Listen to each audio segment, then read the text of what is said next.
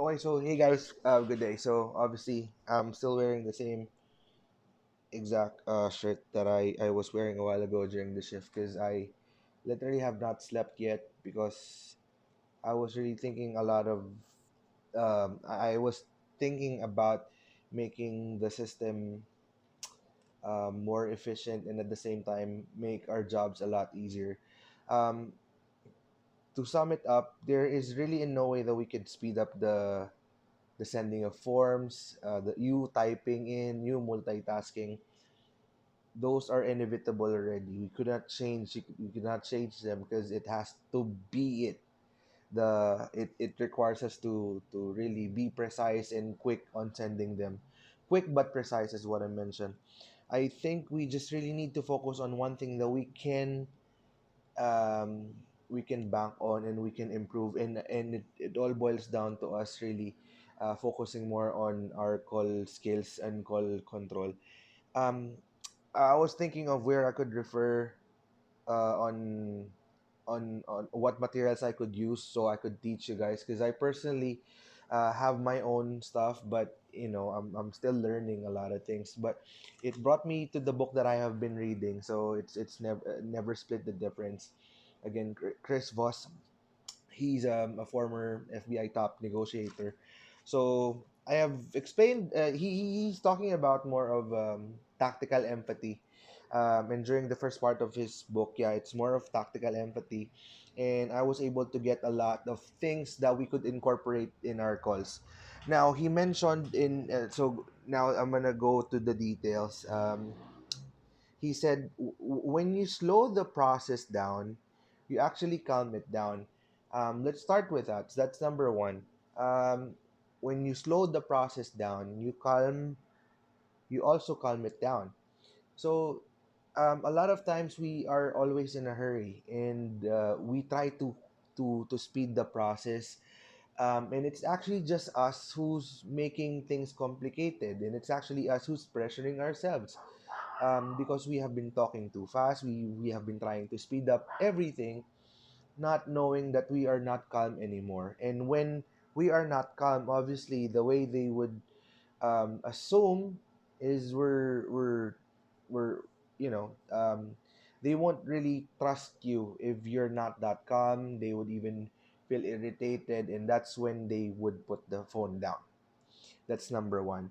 um, so the goal on our calls, so the goals on our calls is to identify what your counterpart actually need, and get them to feel safe enough to talk and talk and talk and talk some more about what they want. And that's the goal. Get them to talk, get your prospects to talk, get the borrowers to talk. That's the goal. And it actually begins with listening and making it about themselves, validating their emotions. So validating their emotions, you always acknowledge what they feel, um, and creating enough trust uh, and safety for them. And that's when you actually start a real conversation. So when you listen, okay, when you listen and make the conversation all about them, and you validate their emotion, that's when the conversation really starts. Okay. Now, what's important during a call? A smile. Actually, a smile. A smile can be heard on a call. You guys would know that. When someone's talking to you over the phone, you know when they're mad, you know when they're happy. So a smile, even while talking on the phone, has an impact tonally, that the other person will pick up on. When we say pick up on, so they would feel that. Um, your approach in each encounter during your phone calls, it's like you're doing some fun games.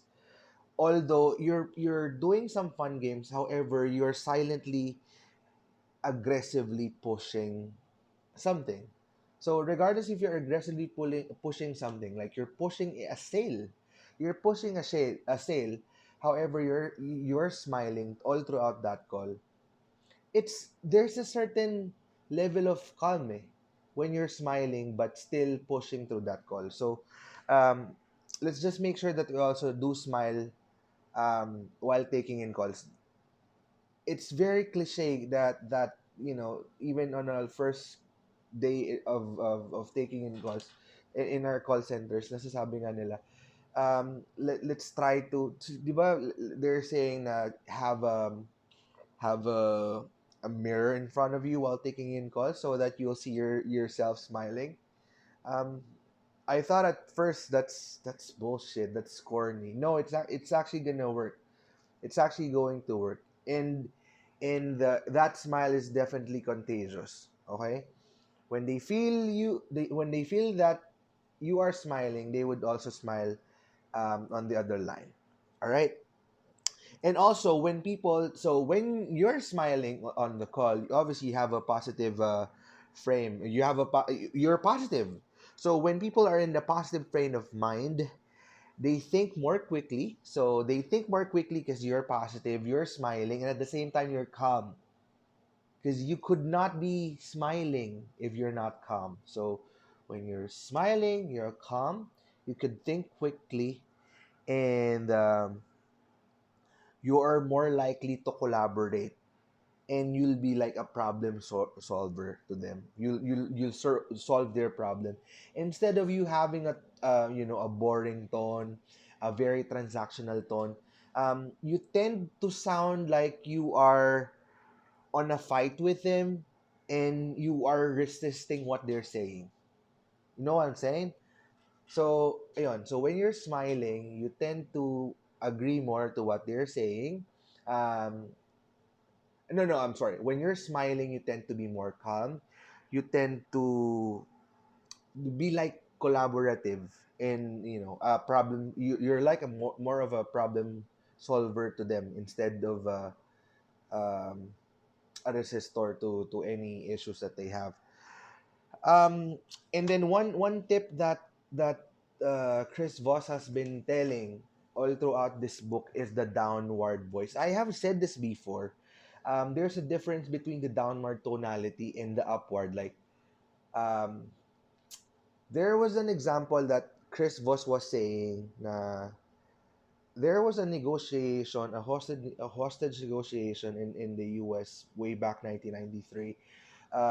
The first part of the hostage, it was a guy named Joe who's handling the case. Now, Joe wasn't that efficient during his negotiation stint, so it was then Chris Voss's time to take over, and they were just communicating over the phone. Now when Chris Voss took over the phone, he was like, what was the exact words he said? Let me get that. Let me get that so that I could uh,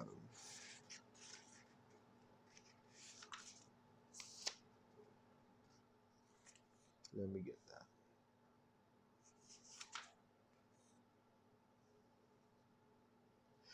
Yeah. So he said, uh, kasi when he picked up the phone and he was talking to the hostage taker, um, so obviously it was a different voice. He was using a deep late night FM DJ voice. Hi, this is Joe's gone. This is Chris. You're talking to me now. You're talking to me now. It was a downward tone, and the downward tone actually resembles you are in control. You're in a you're in a control of the situation, that you're showing dominance instead of um this is Chris, I'm taking over now. um there's like a there's an uncertainty when your tonality is up. You will try to notice that when you're talking to someone whose tone is just really going down, like um just basta try to notice there's a certain command, there's a certain tone where it gives where it's sending na this is very dominant, instead of like an upward. We'll go there soon. We'll talk about it more. I'll discuss that on a second video, guys. I'll cut this for now, and then we'll do another one.